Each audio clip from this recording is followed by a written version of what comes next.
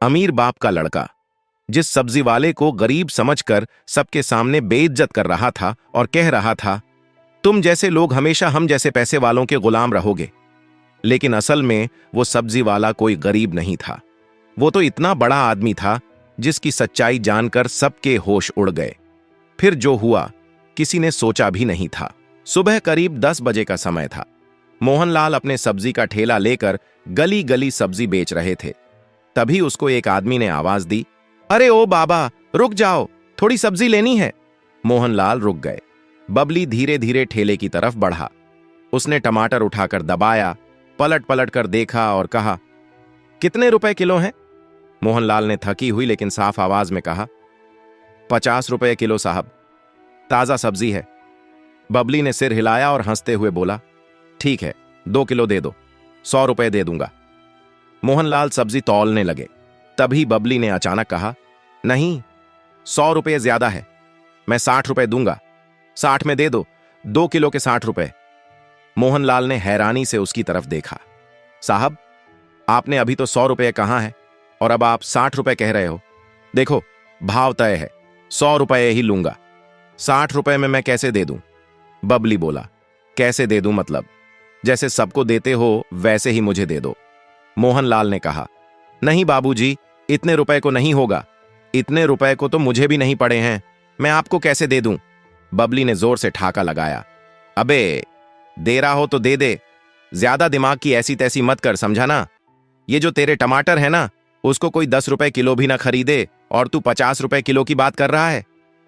मोहनलाल ने धीमी आवाज में कहा, साहब, ये सब्जियां मैं भी पैसे से लाया हूं।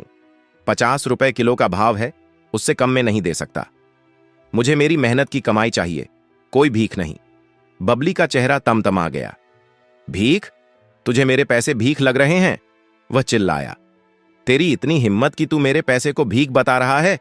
तू है कौन बे बुढ़े? उसने ठेले को जोर से धक्का दिया। ठेले पर रखे टमाटर सड़क पर लुढ़क गए, कुछ नाली की ओर बह निकले। मोहनलाल उसके गुस्से को देखकर कांपने लगा। उसने कुछ न कहा, बस घुटनों के बल झुक गया और कांपते हाथों से टमाटर उठाने लगा। आंसू उसकी आंखों में भर आए थे, होंठ बुदबुदा रहे थे। हे भगवान, मैंने ऐसा कौन सा पाप कर दिया जो ये सज्जा मिल रही है? बबली रुका नहीं। उसने एक टमाटर उठाकर जोर से मोहनलाल की तरफ फेंका। टमाटर उसके कपड़ों पर फट गया, रस नीचे बह निकला। फिर उसने पास रखा लोटा उठाया और जमीन पर पटक दिया। लोटा फटकर बिखर गया। भीड़ लड़ाई का जमकर आनंद ले रही थी, लेकिन कोई भी मोहनलाल की मदद करने को राजी नहीं था। इसी बीच भीड़ को चीरती हुई एक लड़की आगे आई। उसका नाम था संध्या। बस करो, संध्या ने गुस्से में बबली से कहा। क्या यही इंसानियत बची है? एक बुजुर्ग बेसहारा को पीट रहे हो, शर्म नहीं आती तुम्हें? बबली ने संध्या को ऊपर से नीचे तक देखा और हंसते हुए कहा, ओ पगली, तू बीच में मत आ, ये लोग दया के लायक नहीं हैं। तू सोच रही है तेरे जैसे लोग इन्हें बचाकर बड़ा काम कर रहे हैं क्या? संध्या ने सीधी आंखों में आंखें डालकर कहा, अगर अपने असली बाप की औलाद है ना, तो अपनी बराबरी के से लड़। गरीब मजबूर पर क्यों हाथ उठा रहा है? मोहनलाल ने कांपते हुए हाथ रोक दिए और आंसुओं से भरी आंखों से संध्या को देखा। संध्या ने पर्स से पैसे निकाले और ठेले पर रखते हुए कहा, बाबा, ये लो तुम्हारी बेकार हुई सब्जी के पैसे, आप इनसे और सब्जी खरीद लेना।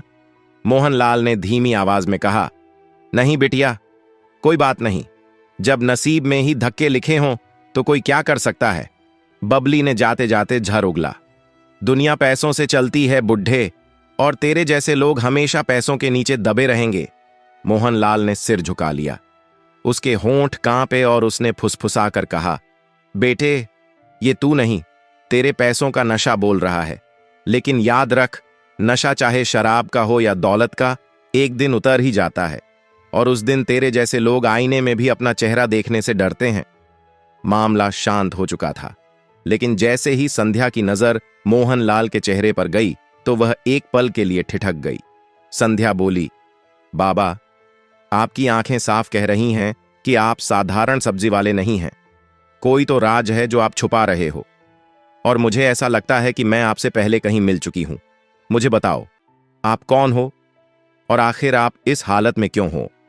मोहनलाल ने गहरी सांस ली और कहा, हां बिटिया, मैं कोई साधारण आदमी नहीं हूं और तू सुनना चाहती है ना, तो सुन। यह कहानी मेरे अपनों की है, जिन्होंने मेरे खून का रिश्ता भुला दिया और मुझे सड़कों पर ला खड़ा किया।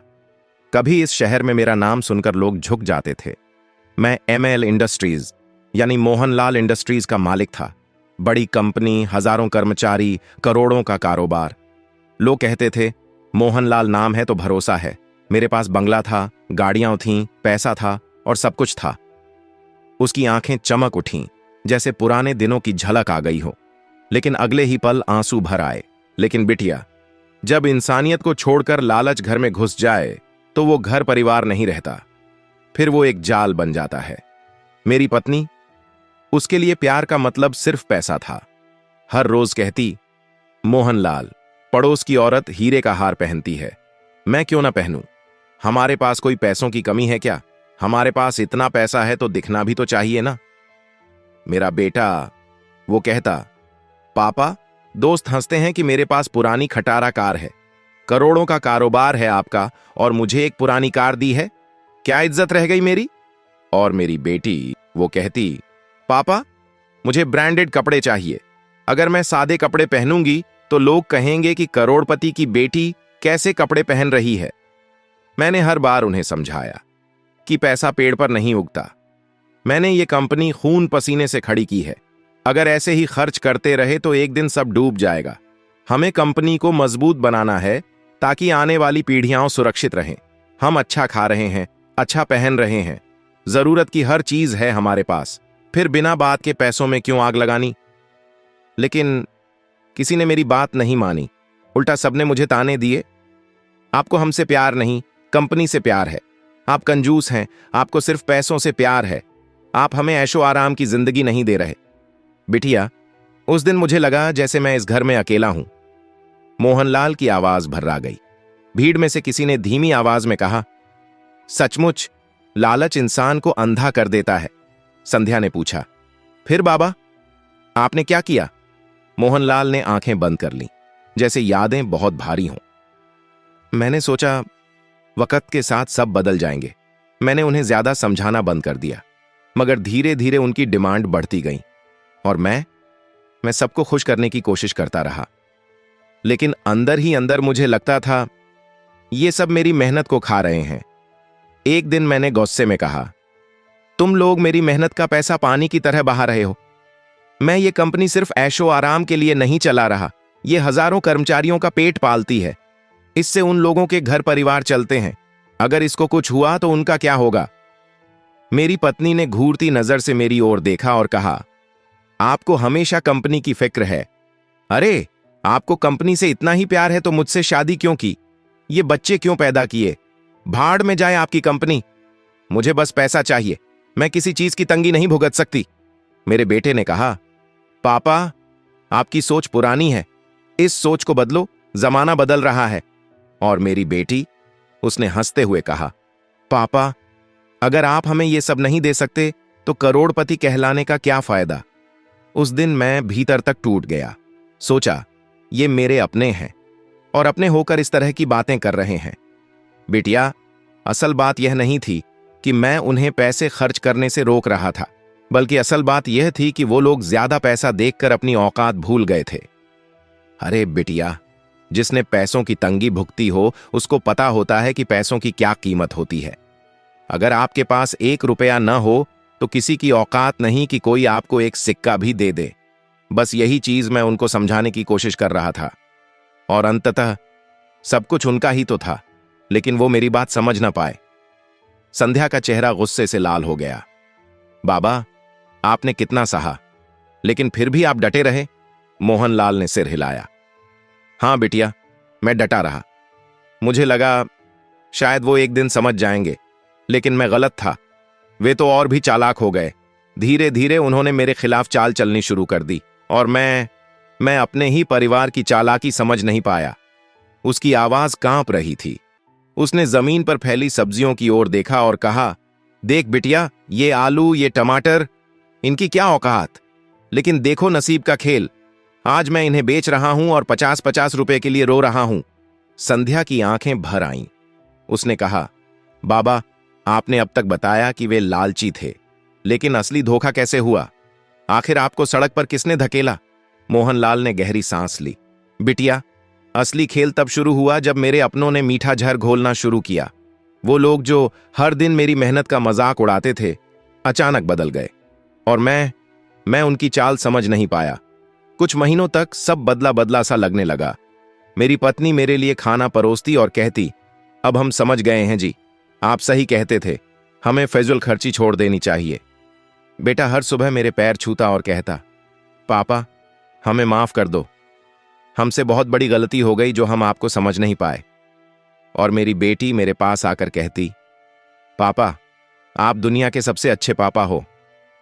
बिटिया, उस वक्त मुझे लगा कि शायद मेरी मेहनत रंग लाई, लगा कि मेरा परिवार सचमुच बदल गया है। मेरे दिल में उम्मीद जग गई कि अब सब ठीक हो जाएगा। लेकिन वो सब दिखावा था, एक नकली नाटक।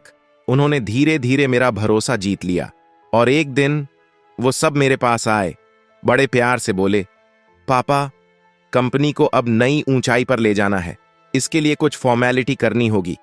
बस कागजों पर आपके दस्तखत चाहिए, बाकी सब हम संभाल लेंगे। मैंने कहा, कौन से कागज? तो मेरी पत्नी हंसते हुए बोली, बस कुछ छोटे मोटे पेपर हैं, चिंता मत कीजिए। मेरे बेटे ने मेरी आंखों में आंखें डालकर कहा, पापा, अब आपकी उम्र हो रही है, अब सब कुछ हमें संभालने दीजिए। आपने हमें जो दिया है वो हमारे लिए बहुत है। अब हमारी बारी है ताकि हम आपके लिए कुछ कर सकें। बस आप सिर्फ साइन कर दीजिए। बिटिया, मैं पिघल गया। मैंने सोचा, आखिर अपने ही बच्चे हैं, अगर कंपनी को आगे ले जाने के लिए मुझसे साइन चाहिए तो क्यों ना कर दूं?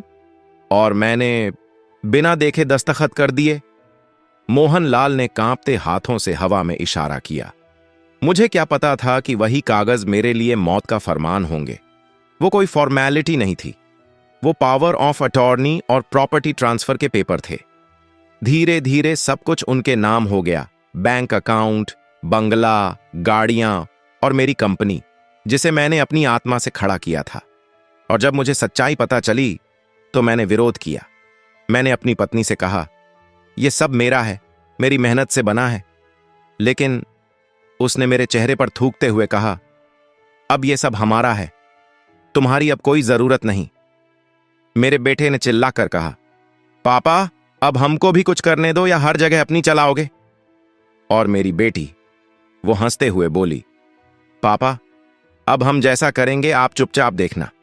अगर कोई चीज पसंद न आए तो भी बस बीच में दखल मत देना। मैंने कभी जिंदगी में नहीं सोचा था कि वो लोग इस तरह का घटिया काम भी कर सकते हैं। अरे भला, इस दुनिया में कौन सी ऐसी औलाद है जो ऐसा काम कर सकती है? और कौन सा बाप अपने बच्चों के लिए बुरा सोचता है? हर बाप अपनी औलाद को खुश रखने के लिए दिन रात मेहनत करता है, पूरी उम्र कमाता है, बस इसलिए कि उसकी औलाद खुश रह सके। खुद भूखा सो जाएगा लेकिन अपने बच्चों का पेट पहले भरेगा।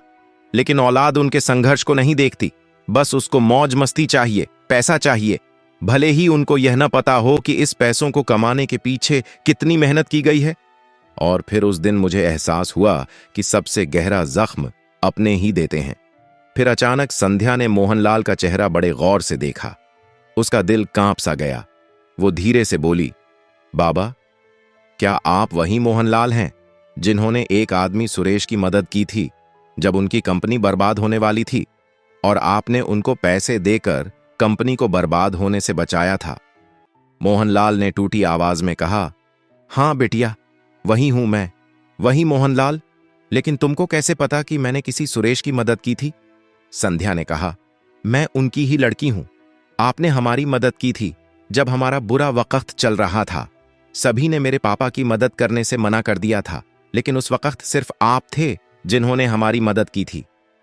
जब तक मेरे पापा थे आपका बहुत एहसान मानते थे, और आपका वो एहसान आज भी हमारे सर पर है।